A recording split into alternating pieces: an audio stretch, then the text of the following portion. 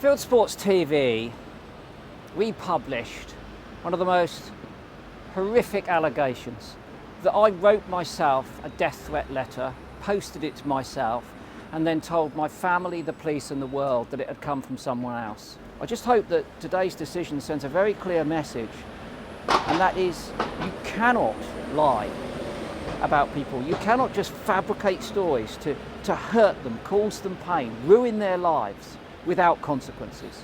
Because there are consequences for Fieldsports TV. They're going to pay substantial costs and damages. This death threat letter allegation was based on the flimsiest of evidence, which was comprehensively discredited, both in the courts in May in separate proceedings. They carried on with the case despite knowing that the handwriting allegation had been comprehensively discredited. The defendant's conduct through the course of this case has been particularly damaging to our client. Earlier on this year at the British Shooting Awards show, they dressed up in costumes as a judge and as our client, and they mounted caricatures of his head on a trophy wall. That was a highly charged and dangerous thing to do, and our client was extremely concerned about that.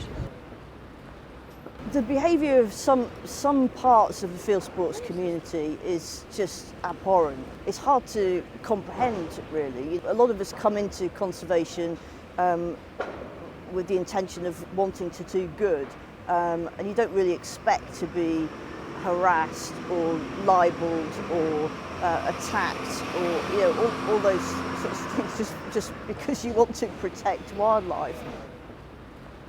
Living with this sort of intimidation is deeply distressing. It sort of permeates through every single aspect of your day-to-day activity.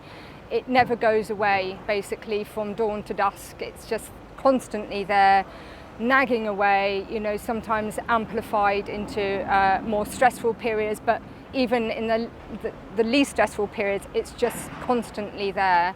And obviously that's something that involves all of the people that are close to Chris, his family and friends, also affected by it, but of course Chris most deeply affected by what's been going on for some time now. These particular group of people are amongst the most dangerous when it comes to having hatred for any given person, because they're people who spend their time running around with guns shooting things, and therefore knowing that those people have that degree of dislike for you, contempt for you, and potentially could do you harm and have the tools to do that harm is severely threatening.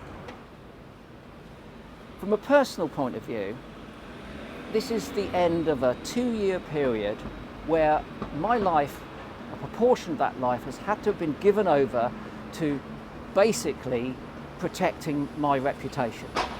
And I'd much rather that I'd been able to spend that time doing something positive, something creative when it comes to environmental care or campaigning. The cost in terms of time, effort, stress, headaches has been unimaginable. I'm now going to get on with doing what I should have been doing all along, and that's campaigning for significant reforms in UK shooting. And I'm going to be able to do that from a platform which is secure, because my reputation has been salvaged after these irresponsible allegations.